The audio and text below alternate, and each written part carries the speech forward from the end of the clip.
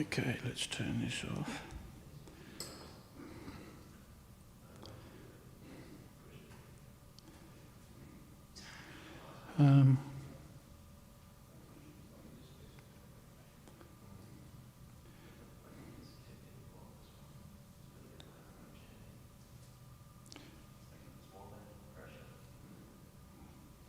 Put it in flight mode. Does that put this in flight mode? I don't think so.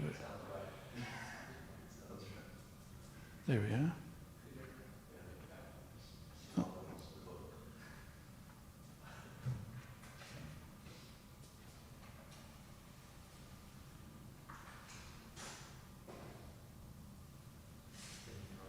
Cool.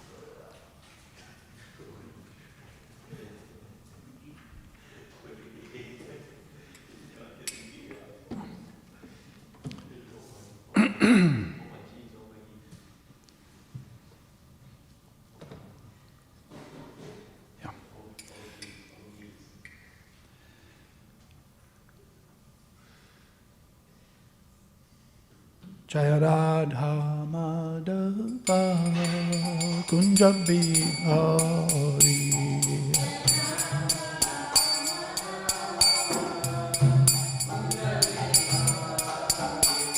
Jaya Radha Madhava Kunja Bihari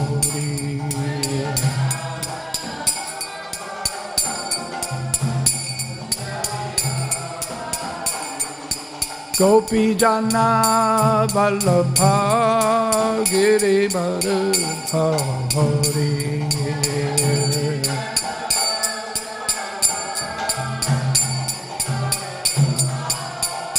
Jaya Gopi Jana Vallabha Girivara Hari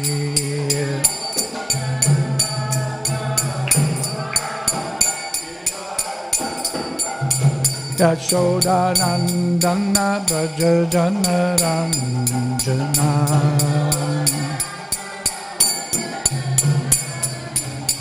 Yashoda Nandana Braja Jana Ranjana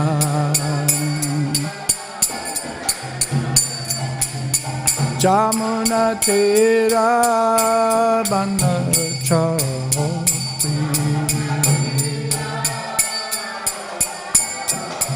Jamuna Tera Banachari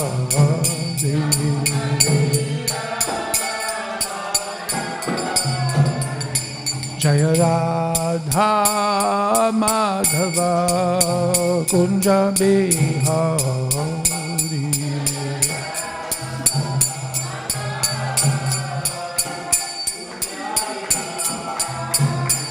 Jaya Radha Madhava Kunja Bihari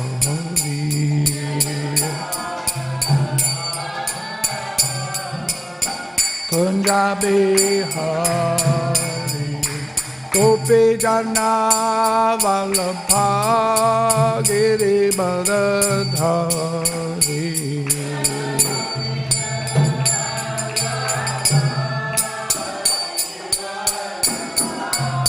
Jaya Gopi Jana Vallabha Girivara Hari Vallabha Girivara Yashoda Nandana Braja Jana Ranjana Yashoda Nandana Braja Jana Ranjana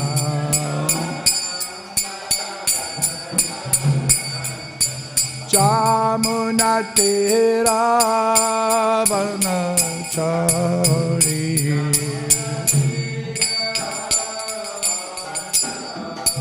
Jamuna Tera Banachari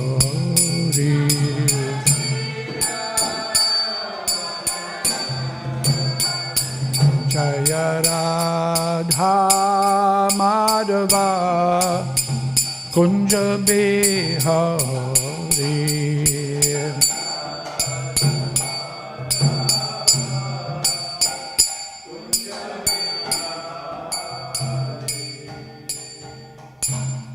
Jayam Vishnupad Paramahamsa Parivajikacharya Ashtottara Satashi Śrīmad His Divine Grace A.C. Bhaktivedanta Swami Maharaj Srila Prabhupada ki Ananta Koti Vaishnava Vrinda ki Grantaraj Śrīmad Bhāgavatam ki Nitai Gaura Premanandi Namo Mishvaraya Krishna Stabale Smari Parijam Prabhu Namaste Namo Mishvaraya Krishna Stabale Smari Bhaktivedanta Swami Namaste Saraswati Devi Gauravani Pacharana Namaste Sasanyavadi Paschatchate Satare Om Namo Bhagavate Vasudevaya.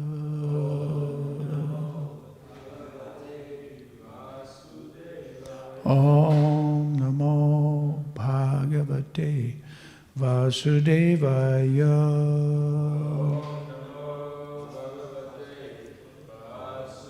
Om Namo Bhagavate Vasudevaya.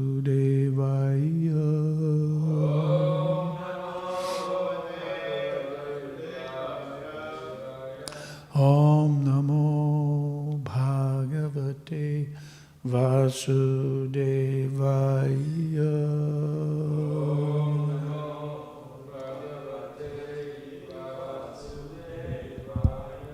Reading from Śrīmad Bhāgavatam, Canto 5, The Creative Impetus, Chapter 19, a description of the island of Jambudvip, text number 25. Prapta nrijatim tvihaye cha jantavo.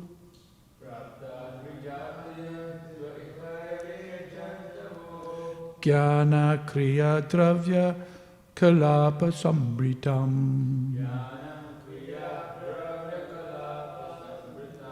Navayate ranapuna bhavayate.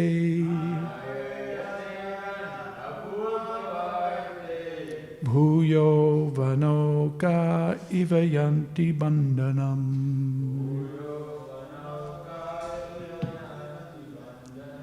Prapta nrijatim tvihaye cha jantavo.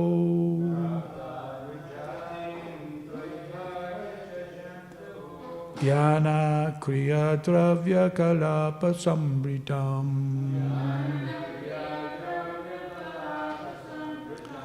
Navayate ranapuna bhavayate.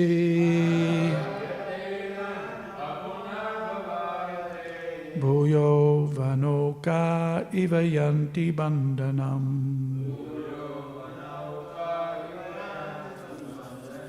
Prapta nrijatim tvihaye cha jantavo.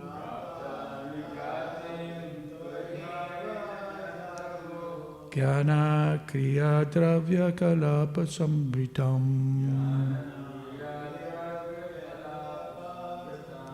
Navayate ranapuna bhavayate.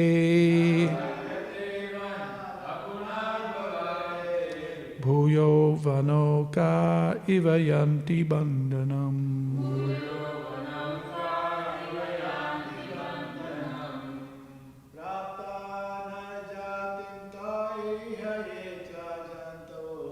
Prapta nrijatim tvihaye cha jantavo. Jnana kriya dravya kalapa sambritam. Navayate ranapuna bhavayate. Bhuyo vanoka ivayanti bandhanam.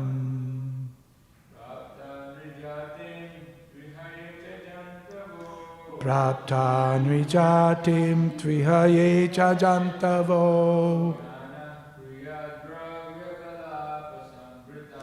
Jnana kriya dravya kalapa sambritam.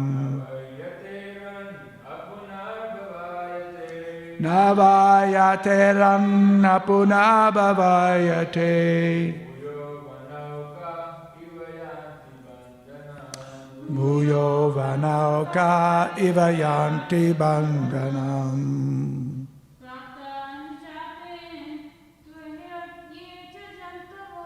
Prapta nvijatim tvihaye cha jantavo. Jnana kriya dravya kalapa sambritam. Navayate ranna punabhavayate. Bhuyo vanaukar ivayanti bandhanam.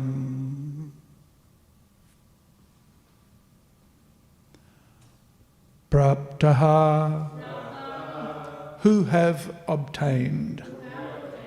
Nijatim, a birth in human society. To, certainly, iha, in this land of Bharatvarsha. Yea, those who, cha, also, jantavaha, the living beings, jnana, with knowledge, kriya, with activities, dravya, of ingredients, kalapa, with a collection, sambritam, full, na, not, vai, certainly, yataran, endeavour, apuna bhavaya, for the position of immortality. Te, such persons, bhuyaha, again, vanokaha, birds, eva, like, yanti, go, bandhanam, to bondage.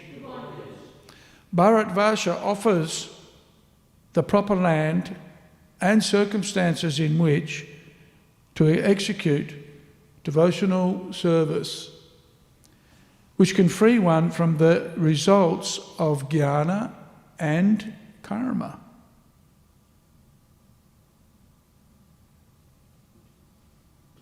If one obtains a human body in the land of Bharatvarsha with clear sensory organs with which to execute the Sankirtan Yajna, but in spite of this opportunity, he does not take to devotional service, he is certainly like liberated forest animals and birds that are careless and are therefore again bound by a hunter.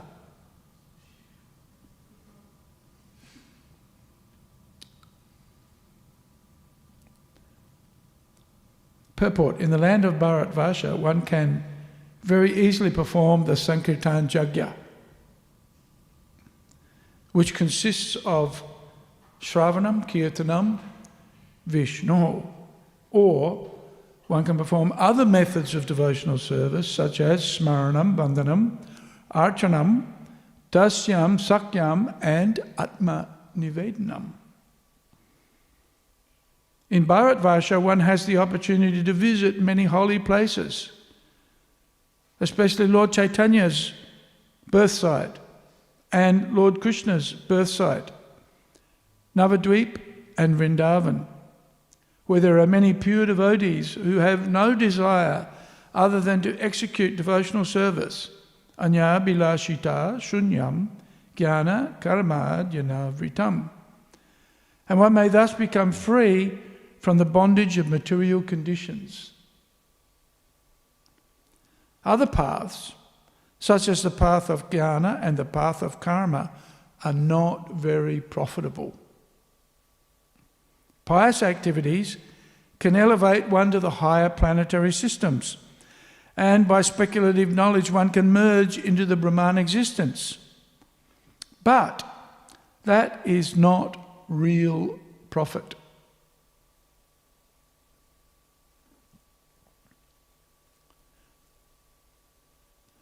For one has to come down again even from the liberated condition of being merged in Brahman, and certainly one must come down from the heavenly kingdom. One should endeavour to go back home, back to Godhead. Yanti mad yajino pimam. Otherwise there is no difference between human life and the lives of jungle animals and birds.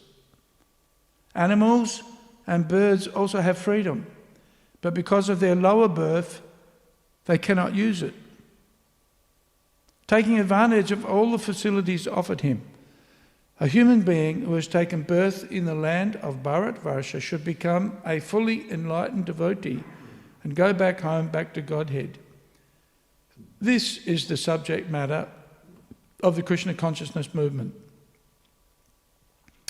The inhabitants of places other than Bharatvarsha have facilities for material enjoyment, but they do not have the same facility to take to Krishna consciousness. Therefore, Sri Chaitanya Mahaprabhu has advised that one who has taken birth as a human being in Bharatvarsha must first realize himself as a part and parcel of Krishna, and after taking to Krishna consciousness, he must distribute this knowledge all over the world. Jnana Timirandasya Gyananjana Shalakaya Chakshurum Militam Jena Tasmaye Shri Gurave Namaha Sri Chaitanya Manobhishtam Stapitam Jena Bhutale Svayam Rupakada Mahiyam Tadati Svapadantikam Mukam Karoti Vachalam Pangum Langhayate Garim Yat Kripa Tamaham Mande Sri Gurum Dinatarinam.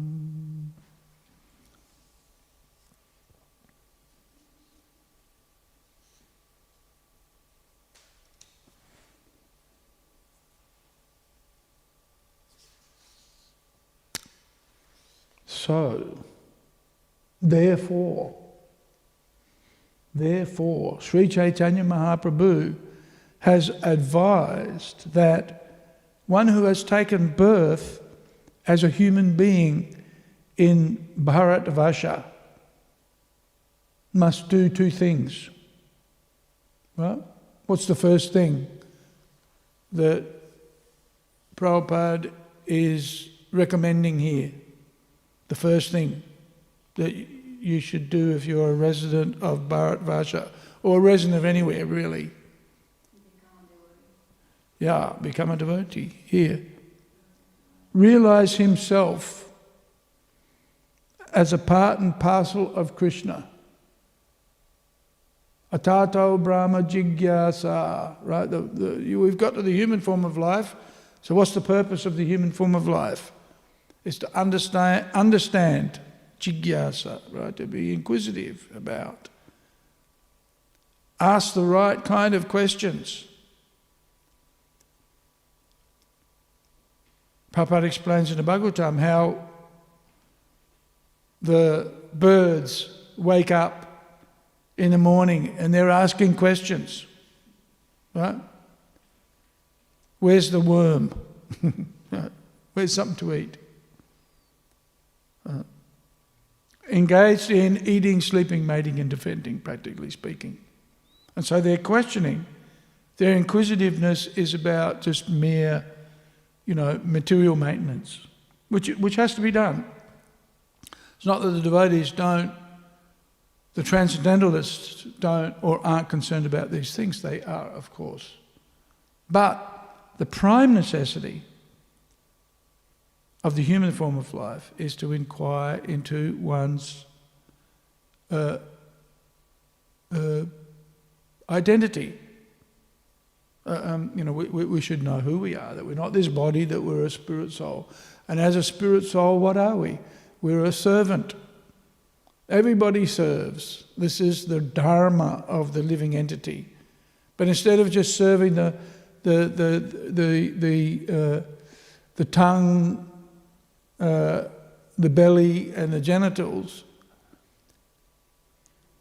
we should engage our mind and senses and intelligence in looking after our material facility or our material requirements to the minimum that's required. But the majority or the maximum amount of effort should be invested in understanding our spiritual identity. And as a servant of Krishna, as a servant of God, what our service is. Understand what our relationship is, and then that will then automatically reveal what we should do.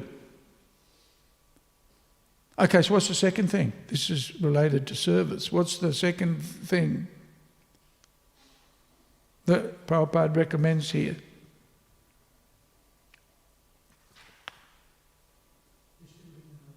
Distribute the knowledge. Yeah. Learn something, teach others. Right, this is the motto of the VIHE. What Prabhupada instructed Pujan Prabhu to do. Learn something, teach others. Right? This is our business. What Srila Prabhupada's on his passport when he left India, what was his occupation? Teacher. Yeah, he's a teacher.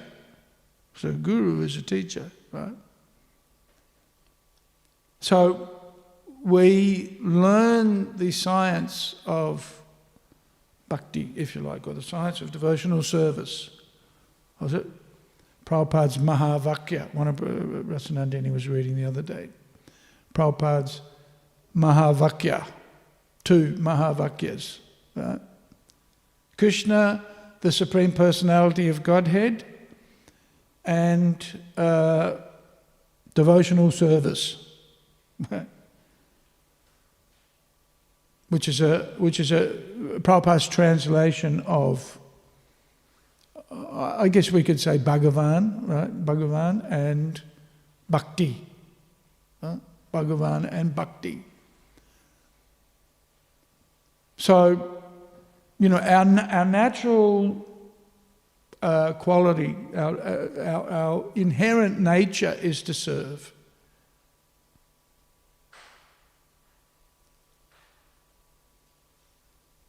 But most people, unfortunately, are behaving like animals. In the human form of life, we get this wonderful opportunity to realize our spiritual identity. We have a material identity, that's this external covering, but the essential element of this apparatus is the opportunity to realize our spiritual identity. As an animal, you don't get that opportunity. You can preach to the pigeons all day long. But what's he going to do? He's just going to hunt around in the courtyard for some crumbs of prasadam and foul everything up. Or, human beings are fond of having dogs and cats, right? They think they're their best friend. But, what is a dog or a cat interested in, essentially? But just the basic core material activities. They don't, and this is why Prabhupada mentions here, animals have freedom, right? They have freedom, but they can't take advantage of it because the form that they've got is restricted. Right? You can talk to your dog all day long, but he'll just lick you in the face, right? And he's just tasting you to see what you're gonna, what you'll taste like if he gets an opportunity to eat you. Hare Krishna. So, to realise and to appreciate and to take advantage of the human form is a unique opportunity. We should value it, not abuse it. The human form of life is, sure, we have to look after the material facility, our essential requirements. We have to eat. There's some sense gratification required. We need sleeping. We need protection. But the majority of effort or enterprise should be in identifying our spiritual identity, uncovering our spiritual identity, and then working on that platform. And then working on that platform, the recommendation is perform Sankirtan Yajna. Right? And it's very interesting. In this verse, Prabhupada says, he starts off talking about the Sankirtan Yajna, but there's no mention of even Yajna in this verse. But Prabhupada identifies, Iha, this place. What are the opportunities that come? The most beneficial opportunity that can come to us is to meet the devotees. And this is the benefit of Bharat Vasha, right? Jantava, those who have taken birth, Nrijatim, those who have got a human birth especially. And here, Jantavaha, the living beings, but specifically the humans, right? What do they get in taking birth in Bharat Vasha? Jnana, knowledge, right? And Prabhupada says that, anybody who's born in India automatically understands these principles of karma, that you're not the body, jnana, right? That life is meant to be used for the proper purpose of sacrifice. And people understand, that sinful activities or vikarma, activities that will have a negative impact on our spiritual progress, should be avoided. No meat eating, no gambling, no intoxication, no illicit sex. These are just principles that are automatically imbibed in the culture, right? In the actual, the spiritual culture of India, the Vedic culture.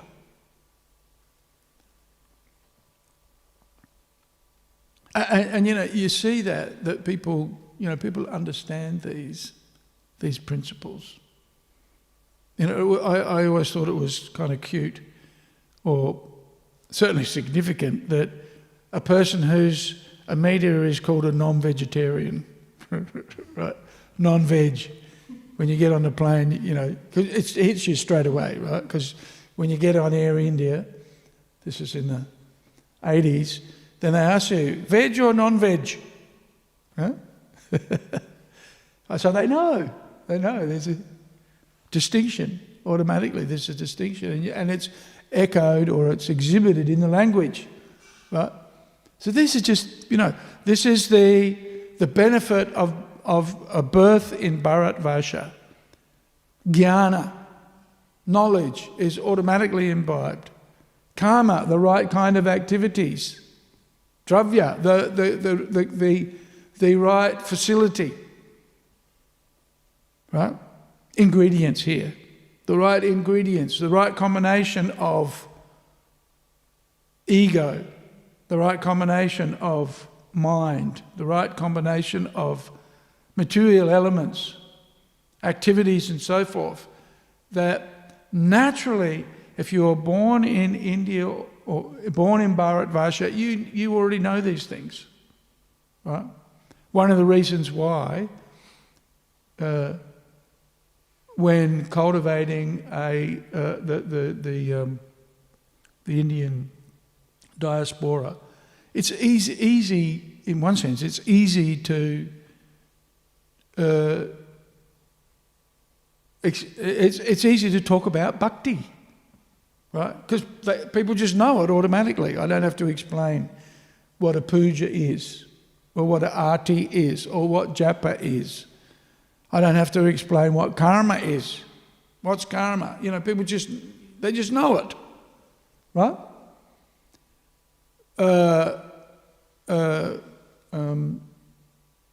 Reincarnation, right? Just naturally people understand it. Whereas in a Western, so-called civilized world, Western world, people don't even believe that God exists, or that the soul that there's a soul. No, when you die, that's it, finished. Forget about it, right? Eat, what is it? Just enjoy your senses now, because at the end of life, you're finished. Right? These are the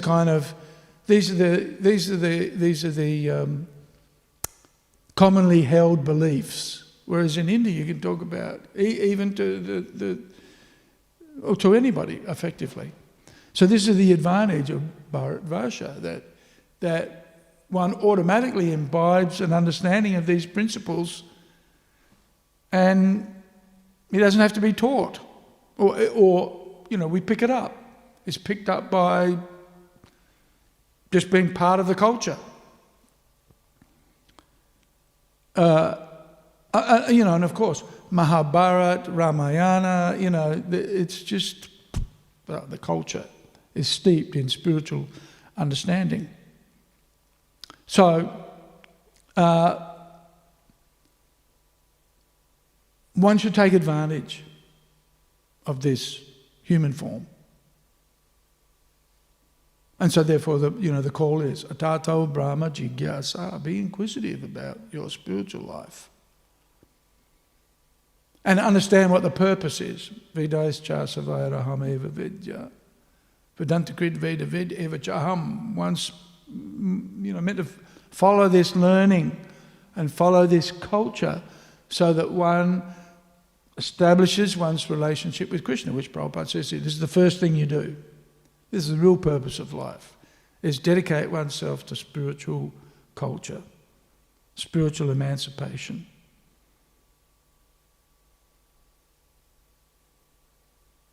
And then when one's when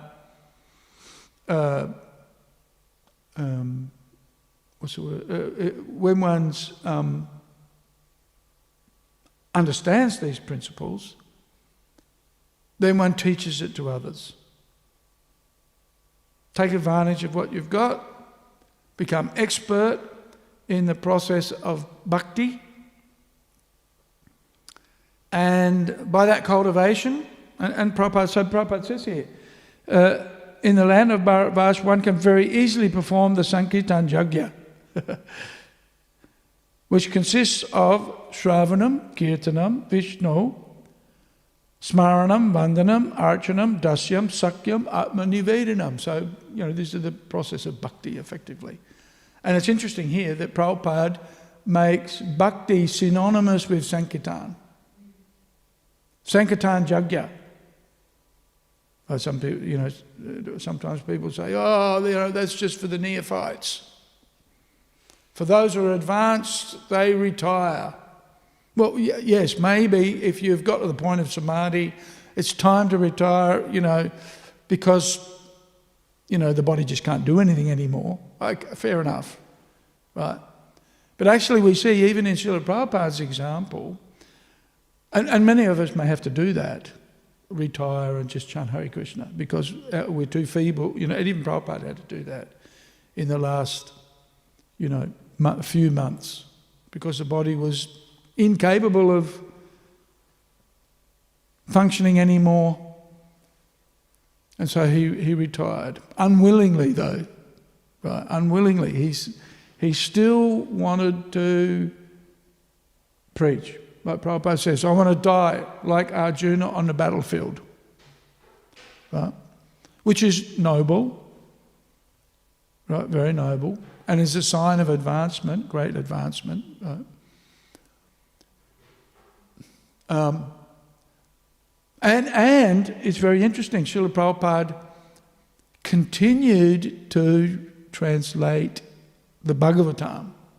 Right, so he was performing Sankirtan. Right, Shravanam what is it? Shravanam Kirtanam Vishnu Smaranam, right, remembering. If you're doing Shravanam and Kirtanam, then what will happen? You'll naturally remember, right? And his service to his spiritual master, Prabhupada's service, was to publish books, which is Sankirtan effectively, right? What are the books for? Well, we should read them first, right? But they're meant to be given to others so they can read them as well and connect, somehow connect with Krishna. This is the Sankirtan Yajna. And that's bhakti. At least Prabhupada has described the Sankirtan Yajna with all of the items of the process of bhakti. Right? And of course, there's another benefit of Bharatvarsha. There are so many places in India where one can associate with the devotees and learn, what is it, how to perform bhakti. And Prabhupada mentions it here. Anya bilashita shunyam jnana kama janavritam. This is the qualifications that one has to have in order to execute devotional service is that one needs to be free from desires for jnana and karma, which is translated into being elevated to the Brahman platform,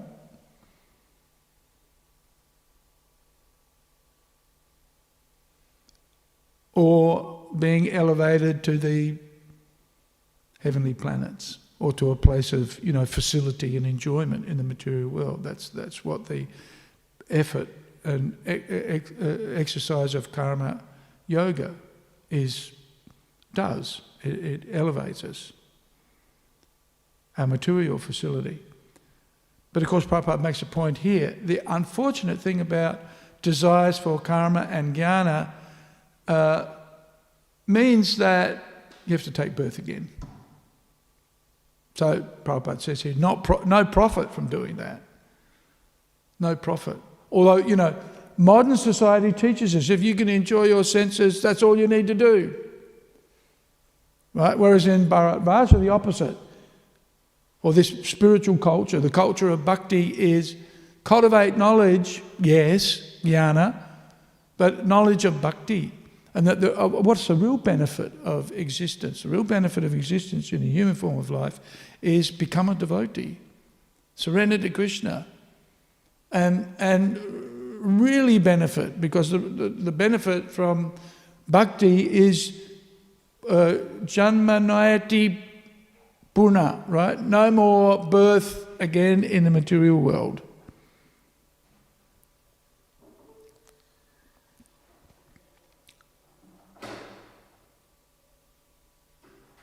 And that's the advantage. That having taken birth, we shouldn't be so proud of our birth that we take birth again and again in Bharatvarsha. Right? The real benefit of the birth, in the human form of life especially, and especially since Srila Prabhupada left Bharatvarsha to preach, right? And this is Lord Chaitanya's instruction. Right? Lord Chaitanya's instruction, Prabhupada says in the Chaitanya Charitamrita, that it's the duty of those who are born in India to become Krishna conscious and then go and preach. And this is the order of Sri Chaitanya Mahaprabhu. It's also the order of Krishna, right? So, you know,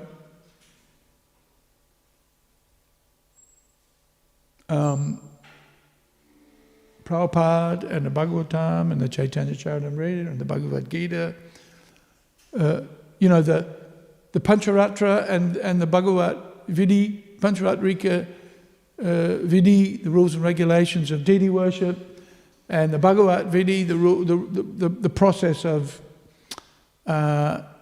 basically Shravanam Kirtanam, and cultivation of real spiritual knowledge. These are meant for us to finish up material life. And how do we do that? Become fixed up, then preach. Right? Sankirtan Yajna. And, you know, the benefit, I guess, of the Bharatvarsha is that there are so many places where we can go and associate with devotees. You know, we go to the holy places, the sacred places, to hear from the advanced devotees. This is why Prabhupada established the Mayapur festival. It's why devotees go to Vrindavan in Kartik to hear from the devotees who are advanced in the practice of bhakti. That is, bhakti that is always focused on serving Krishna, is always being done for Krishna's pleasure. It's all anukulanam, anukulyena, means it's favourable to Krishna. You know, Prabhupada gives the example that Kamsa was always Krishna conscious. Kamsa was always thinking, and Krishna says, Manmana bhava mad bhakto, right? Always think of me, but become my devotee, right? Whereas Kamsa was always thinking of Krishna, but he wasn't a devotee. Right? So it's a devotee is one who's always thinking favourably about devotional service to Krishna, whereas Kamsa was always thinking about Krishna but how to kill him, right?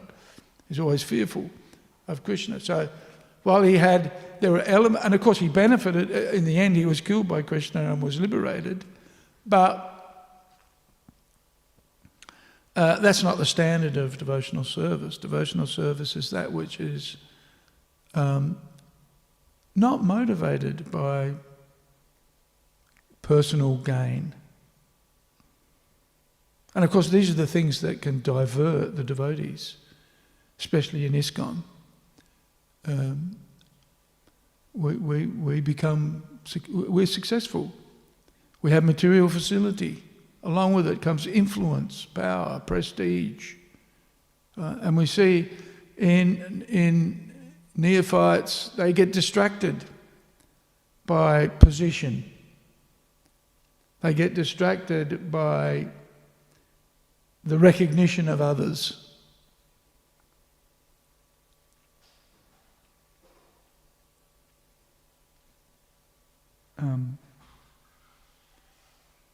Distracted by anarthas, effectively. So a good part of devotional practice and understanding the science of bhakti is to rise above that anartha nivritti stage, or at least to the stage of clearing, right? Clearing.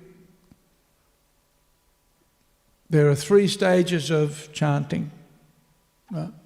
One is the offensive stage, and the second stage is the clearing stage, where one realises, ooh, I have some attachments to anartha, that which is not essential. The essential element of my action should be to render devotional service to Krishna. But we can sometimes get caught up in making money or, you know, telling everybody what to do. I'm in charge around here, and I experience these things. But the mood should be to render service. Right? This is what, and free from these desires.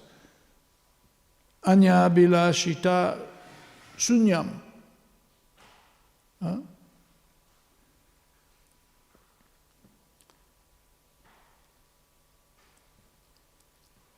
So, in many respects, the bhakti process is learning how to be a servant, right? And that comes.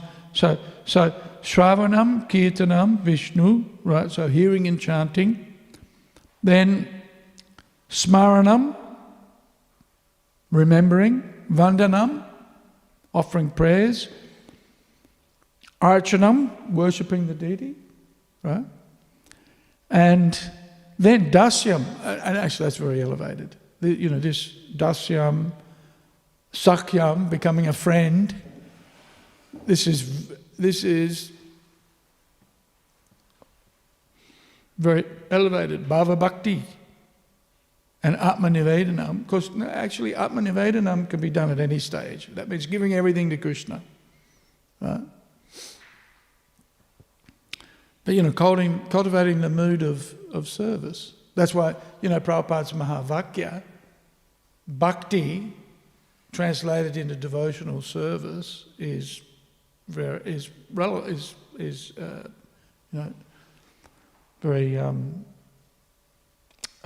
important.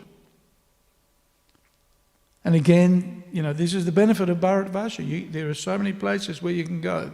Prabhupada says here, Navadvip and Vrindavan. But it's more than that. There's other lists where Prabhupada says, Rameshwaram, this place, that, Jagannath Puri, this one, that one. There's a whole list of where the... Prabhupada doesn't mention it, but certainly, yes. Go to Tirupati, right? What a pious place. Right? Everybody's a devotee of Balaji. Everybody.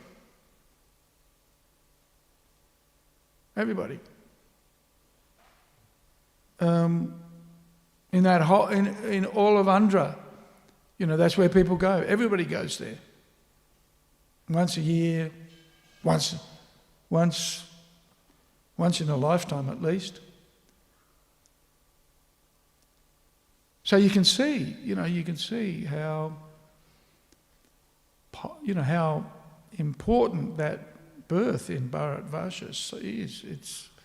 There are just these places where the whole city is full of devotees.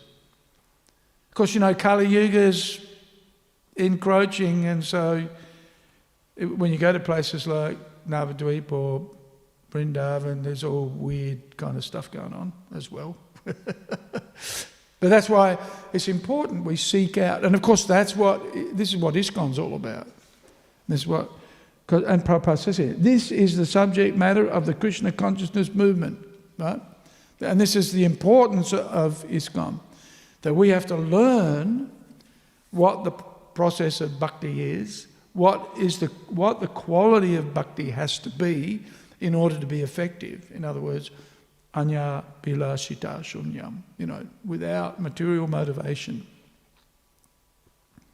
without a desire for profit or prestige or even spiritual knowledge. If it's not focused on rendering service to the devotees, rendering service to the deities, so it's a science of self-realization, and it's what we do.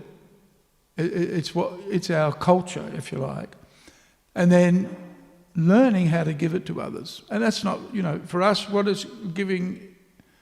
It's basically, distributing books, chanting Hare Krishna, teaching people how to chant Hare Krishna. That's what's basically in the books, right? And education. A good, as Prabhupada said, his occupation was a teacher. And that's what we do. That's in good part, that's what we should do. That's what Sankirtan is, right?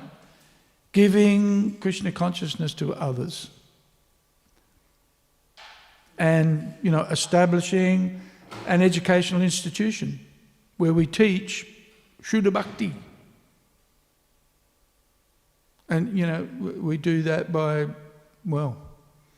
introducing everybody to Prabhupada. Actually, the first thing, what we're recommended to do, what our law says is that in the first 6 months of introducing a person to Krishna consciousness, we introduce them to Srila Prabhupada. We teach them about Prabhupada's life, his history, who he is, what he did, why he did what he did, the importance of his role as the Founder-Acharya. People say, there are no pure devotees in ISKCON. Huh?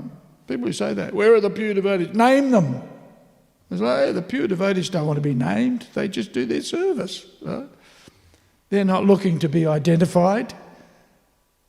Right? That's anathema to them,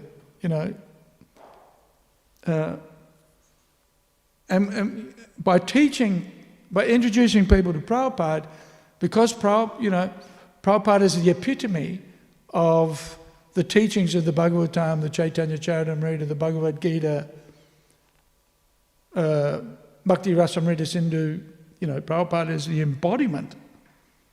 And Prabhupada says, in the beginning of the Bhagavatam, he lives forever by his divine instructions and the follower lives with him. Right? So Prabhupada is with us in his teachings. It's quite unique that Prabhupada puts everything in his books. And those of us who are studying his books should be exemplars of what he taught. Right? And in that way, Prabhupada is still with us and pure devotional service is still with us. Okay, we may be in the clearing stage, fine. We may even be in the offensive stage. But so long as we stay in the association of the devotees, that'll all go in due course of time. Right? Stay in the association of the devotees. Prabhupada says, stay with me and I will kick out all the nonsense. Because if you stay with Prabhupada, it means you're absorbing his instructions. And he's, on every page of the books, he's telling us how to be a devotee, right here. It's right. Very interesting, isn't it? Here's what you get out of good association, of being born in the right place. Or even if you're not born in the right place, born in the wrong place, but still get the opportunity to do bhakti. It actually doesn't matter. Because, and this is a problem, we become a little bit proud of being a devotee. I'm a devotee. And this is common feature of Kanishta. This is not unusual. Right? It's not unusual, and we shouldn't be embarrassed. Or maybe we should be embarrassed that we're Kanishtas, or that we're not fully purified. But we shouldn't be surprised either. We've been in the material world for a long time, and we've got habituated to some stupid stuff, which we think is normal. In Western culture, the norm is basically, according to Vedic culture, stupidity. Right? This is normal. That you're chasing after material pursuits and that's the be-all and end-all of life is normal. But the Vedic culture says, no, it is not normal. That is a waste of time. If that's all you do. Right? We're not saying don't look after yourself, but look after your real self. That's the spirit entity, the spirit soul. That's who we really are. Take away the spirit soul, what have you got? Nothing. Nothing, right? So, this is our business, Prabhupada. You say, well, book distribution, our business. But really, what is that? What is book distribution? What is it? It's the distribution of knowledge, right? It's the distribution of knowledge. And real knowledge means the proper execution of devotional service. Anya bilashita shunyam jnana kama janavritam. pure devotional service. And pure devotional service exercised or pursued under the auspices of the spiritual master.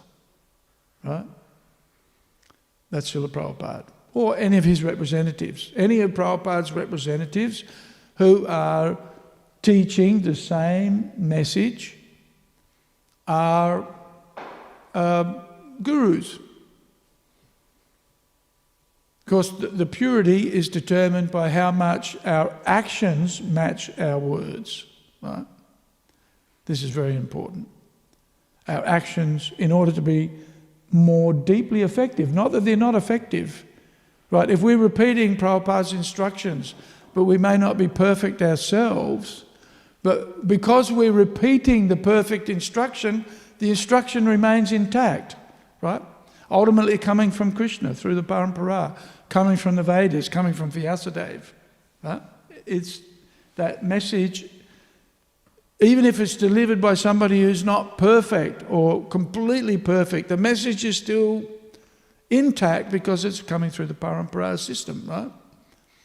And so long as we try to faithfully represent and follow the instructions of the previous acharyas, then our teaching will have potency, right? Prabhupada didn't say, no, you can't go on book distribution because you're not a pure devotee. You can't preach because you're not a pure devotee. Oh, no, you shouldn't do that. No. It's part of our purification to do that, actually, right? To stay faithful to Prabhupada's instructions and then give them to others. And understand that's our process. That's actually our process for making spiritual advancement, and it is the epitome of. It's the demonstration of love for Krishna and love for others. Right. This is why Lord Chaitanya is considered Namo Mahavadanyaya, the most magnificent avatar. What's that song?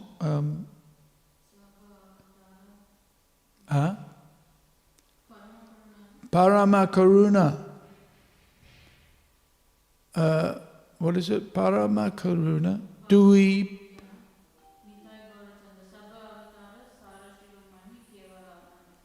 Yes, you got it. Sara Shiromani, right? The topmost, the crest jewel, the topmost jewel. Sabha Avatar, Sara Shiromani. Kevala Ananda Kanda. Yes, the activity of preaching is actually blissful. So, we need to learn and then we need to teach, right? That's really what's being said here. And so, if you're born in Bharatvarsha, then the responsibility is, and even if you're not, because Prabhupada says, it's the Indian's responsibility to preach. But he says, but I appreciate that the American and European boys and girls have assisted me. This is one of the reasons why Prabhupada left India, because he was trying to encourage the Indian community to, he would say, give me your sons and I'll turn them into brahmanas, get them to preach, right? And Prabhupada was meeting all sorts of, so he said, well, my Guru Maharaj told me to go and preach, so there must be there's a purpose in all of this, isn't it? And it's really interesting. The place where the facility is the greatest, people weren't taking advantage of it. So Prabhupada said, all right, my Guru said I should go to the West and preach, so he did. And that's where he found those who were prepared to surrender everything to him. Right? Interesting what eventually happened. And then Prabhupada said to them, your duty is to surrender and preach, to learn the process of bhakti and preach. And the devotee said, yes, Prabhupada, we'll do it. Right? That doesn't mean that it was without fault, right? Because we know we made so many mistakes. And this is what people say, oh, ISKCON, you made so many mistakes. Well, yes, that's true, but, we don't focus, Krishna is gunagrahi. He looks at the good, and adoshadarshi, not at the bad, not at the discrepancies. And certainly we should learn from our mistakes and improve. That's natural, right? But, it's not unusual that people make mistakes. This is part of the faultiness of material existence, right? And of course we shouldn't think we're perfect. Well, that's another feature of material existence. We think we're perfect, and especially of a Kanishta Adhikari, he thinks, I'm perfect and I never make any mistakes. Right? Whereas a Madhyam Bhakta realises, I make a few mistakes here, so let me be a little bit humble and ask the devotees, how can I serve? What would you like me to do? How can I serve you? That's the right mood. And so long as that service attitude, that's what I was saying before, dasyam, the dasyam is the essential ingredient of bhakti, the first quality, and free from material motivation. That's what we've really got to cultivate. And of course we cultivate that shravanam, hearing. Why Prabhupada established the Bhagavatam class, so that we learn how to hear, and kirtanam, how to inquire also, huh? So that we can make progress. And in making progress, then give it to others. Okay, I'm going to finish here. I think we've covered everything. Let's not be animals, although that may be, difficult. Not so difficult. Because this is the thing, human life, we get that opportunity to hear. And not only hear, but understand what we've been told. Right? Like I mentioned before, you can preach to your dog till the cows come home. You're not the body, you're a spirit soul. Right? But he's just going to go around sniffing, sniffing. That's what dogs do. And throw him a bone, off he runs. You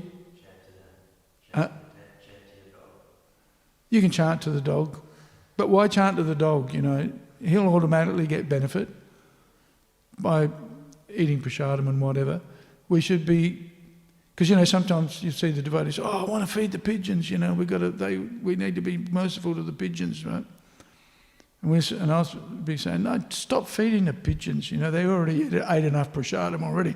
We don't have so many pigeons here now, but in the past we've had fat pigeons that can hardly fly because they've eaten so much prasadam. Right? They have indelibly etched in their memory you fly in the door here and then you go up the stairs and into the prasadam hall. And because, somebody's too lazy to put away breakfast, right, they go up and eat breakfast. Prabhupada encouraged the devotees to eat so much prasadam, that they waddle like a duck. But anyway, yes. Any comments or questions?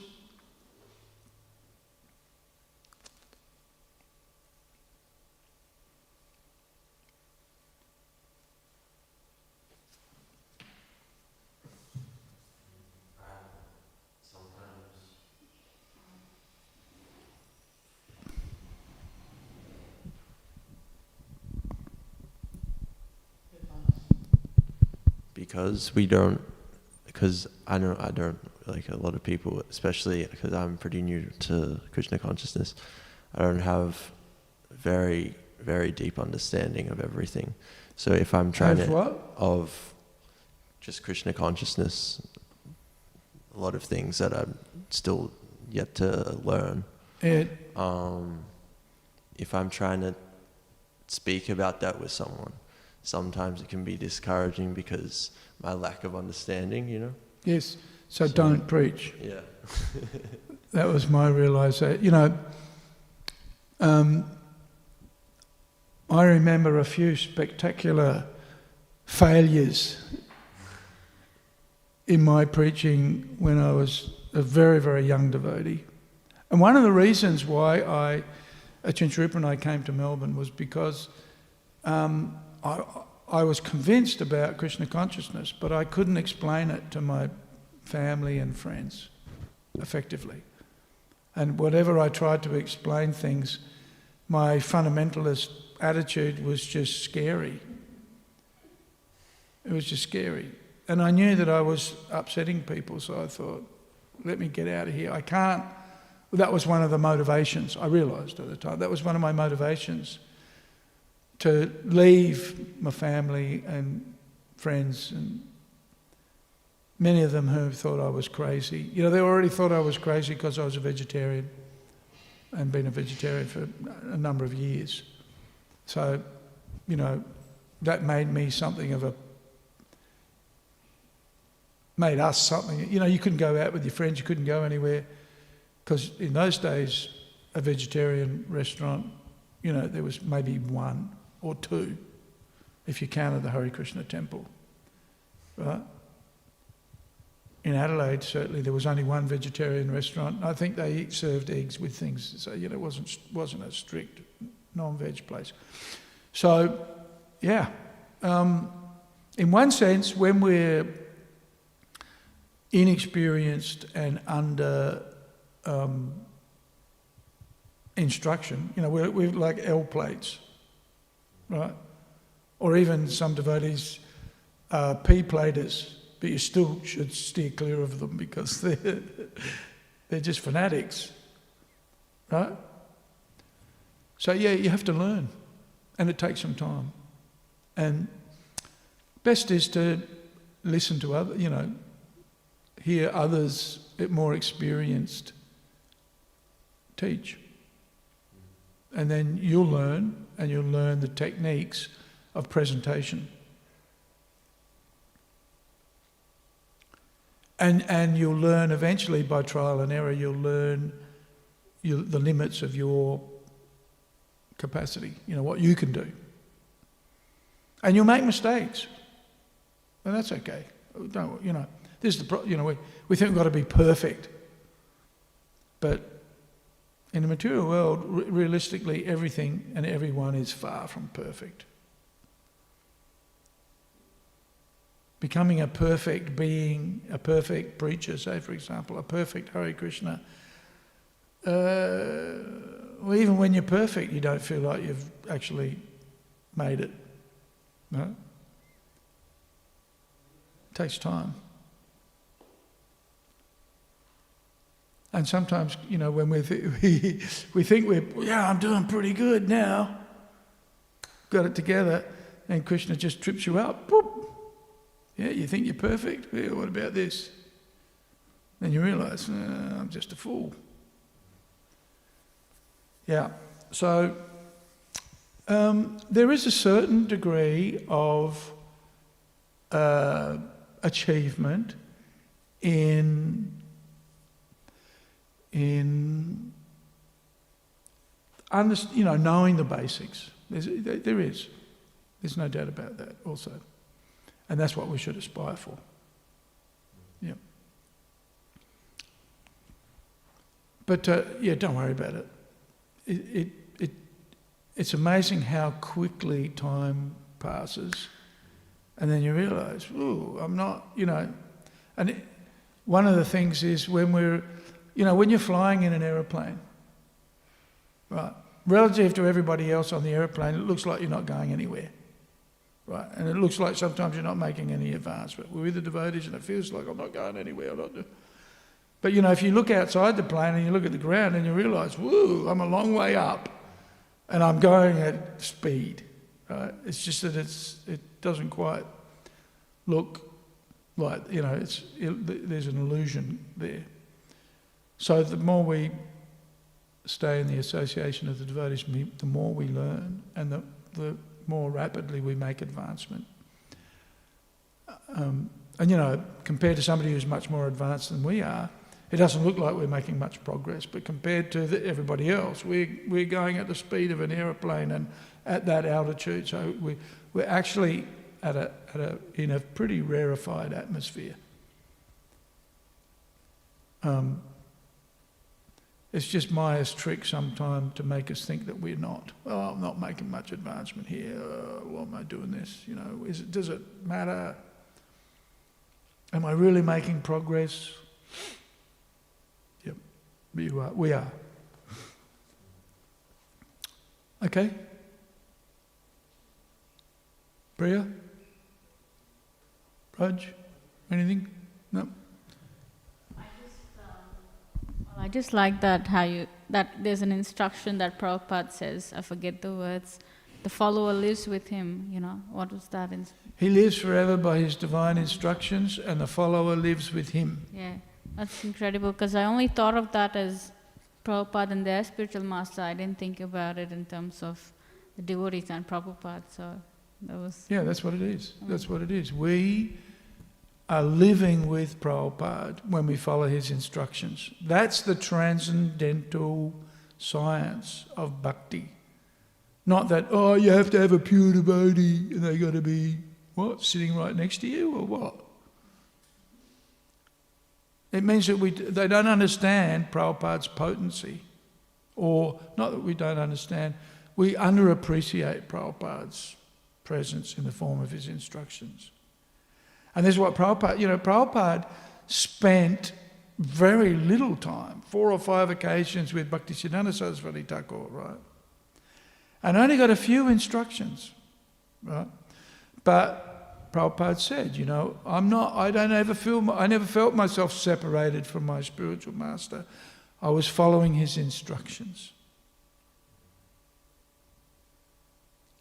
So we should take a vow today. Let's follow Prabhupada's instructions. We will be guided by a pure devotee. And guess what? We'll get the benefit.